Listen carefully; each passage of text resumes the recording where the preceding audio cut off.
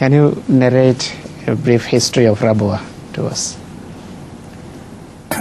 Brief history of Rabwah. You know, there's very little time left and your question requires a longish answer. In short, I can tell you, in the beginning, Rabwah was a deserted place. And people used to fear all sorts of animals and also dacoits, particularly when we used to pass Darra. You know Darra, what is it called? Darra Khyber and Darra Fulan.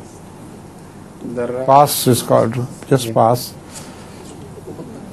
We used to drive our cycle very fast, afraid of that Darra.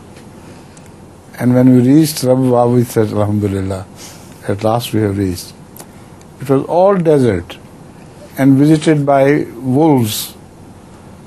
There's so many wolves who entered Rabwah, and even in the daytime, you could see wolves passing through. And also, in Rabwah, there were many snakes. So many snakes and scorpions that during our early stay there,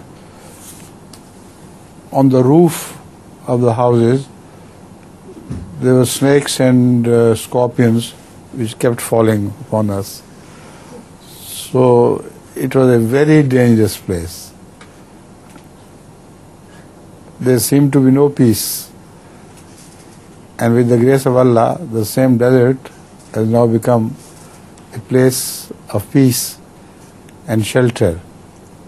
Particularly during floods, all the people around who have no other place to take shelter, they come to Rabwah, and Rabwah becomes like a inverted bowl, and it gives shelter to these people. Many a time it has happened. So it is really a Darul Aman. রাবওয়া সম্পর্কে সংক্ষিপ্ত কিছু ইতিহাস রাবওয়ার বর্ণনা করতে বলেছে আকাশ। आज सिर्फ शौकत की बारी है, गाने की आपकी नहीं है। রাবওয়ার সংক্ষিপ্ত ইতিহাস